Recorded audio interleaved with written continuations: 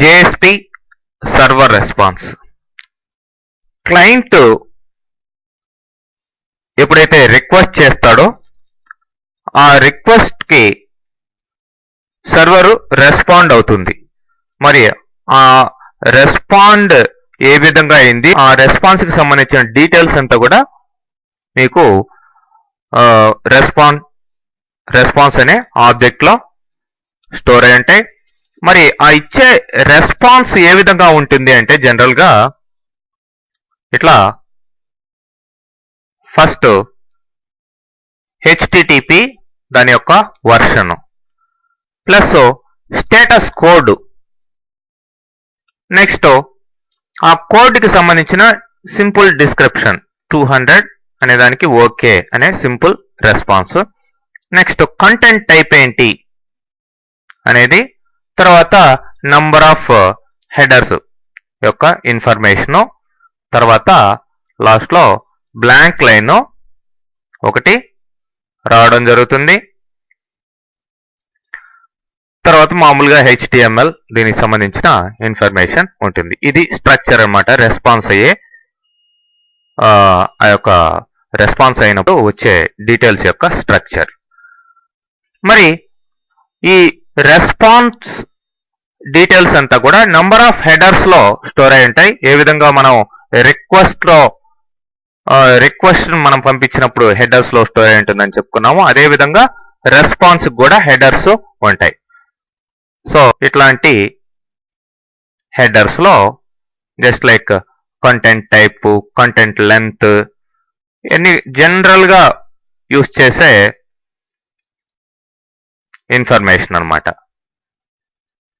ఈ హెడర్స్ లో స్టోర్ అయి ఉంటుంది. ఇవన్నీ కూడా హెడర్స్. జనరల్ గా రెస్పాన్స్ లో ఉండే హెడర్స్, వాటి యొక్క ఇన్ఫర్మేషన్ క్లియర్ గా అబ్జర్వ్ చేయొచ్చు. తర్వాత ఆ రెస్పాండ్ ఆబ్జెక్ట్ లో ఉండే మెథడ్స్ ని యూజ్ చేసుకొని మనం ఆ యొక్క హెడర్స్ ఇన్ఫర్మేషన్ కానీ నెక్స్ట్ రిమైనింగ్ కంట్రోల్స్ అంతా కూడా మనం ప్రోగ్రామేటికల్ గా చేయొచ్చు అన్నమాట. సో ఇవి నంబర్ ఆఫ్ మెథడ్స్ ఈ యొక్క రెస్పాన్స్ ఆబ్జెక్ట్ కి ఉన్నటివి. ఓకే, వీటిలంతా కూడా నేను ఇప్పుడు సింపుల్ ఎగ్జాంపుల్ ఒకటి ఇస్తాను. అదే విధంగా మీరు నెంబర్ ఆఫ్ ఇక్కడ ఉన్న మెథడ్స్ ని వేరే వేరే విధంగా మీరు మీ అవసరానికి అనుగుణంగా ప్రాక్టీస్ చేయొచ్చు. So this is HTTP header response example.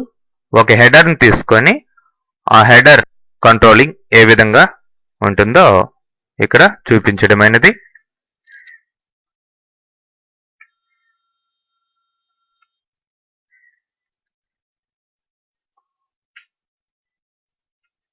ఇది యాక్చువల్ కోడింగ్. పైన అంతా టైటిల్స్, హెడ్డింగ్స్ అవన్నీ పెట్టాం. తర్వాత response dot set INT header అని ఇవ్వడం జరిగింది.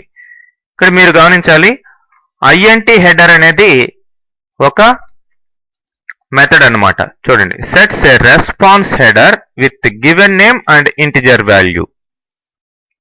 ఓకే, సో అంటే ఇక్కడ హెడర్ వచ్చేసి header name refresh, page refresh అంటే రెస్పాన్స్ ప్రతి 5 seconds కి అనుకుందాం. ఇంటిజర్ వాల్యూ రిఫ్రెష్ అనేది 5 seconds కి రిఫ్రెష్ కావాలి పేజీ అనేది, లేదంటే లోడ్ కావాలి అనేది ఇక్కడ దీని యొక్క ఉద్దేశం అన్నమాట.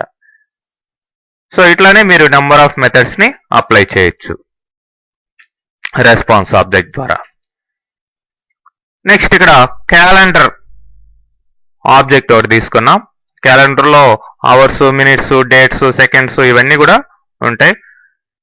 గ్రెగోరియన్ క్యాలెండర్, దీనికి ఇక్కడ ఈ ఆబ్జెక్ట్ ని తీసుకోవడం జరిగింది. తర్వాత ఈ వేరియబుల్స్ అన్ని తీసుకున్నాం అవర్స్, మినిట్స్, సెకండ్స్ కి.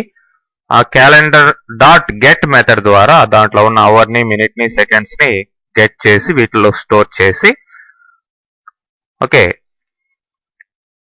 AM అయితే AM, PM అయితే PM ఇట్లా ఇఫ్ కండిషన్ ద్వారా ఏఎం పిఎం ఈక్వల్ టు 0 అయితే ఏఎం అని, లేదంటే పిఎం అని ఈ రెండు వేరియబుల్స్లో ఈ ఏఎం అండర్ స్కోర్ పిఎం అనే వేరియబుల్లో స్టోర్ చేసి, సో ఇక్కడ ఫైనల్గా ఈ సిటీ అనే స్ట్రింగ్ వేరియబుల్కి ఈ యొక్క వాల్యూస్ అన్నిటిని కనెక్ట్ చేస్తున్నాం. Hour, minute, second, AM, PM ప్రతి ఒక్కటి కూడా ఇక్కడ స్ట్రింగ్గా ఫామ్ అయ్యి దాన్ని ఆ సిటీ అనే దాన్ని కరెంట్ టైంగా ప్రింట్ చేయడం జరుగుతుంది.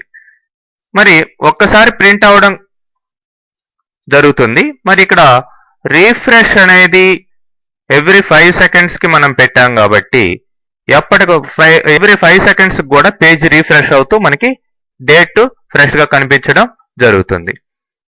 మరి ఇక్కడ java.io, java.util ప్యాకేజెస్ని తీసుకున్నాం. ఎందుకంటే ఈ క్యాలెండరు వీటిలంతా కూడా యూజ్ చేస్తున్నాం కాబట్టి. సో మీరు ఈ పేజ్ని లోడ్ చేసి చూడండి.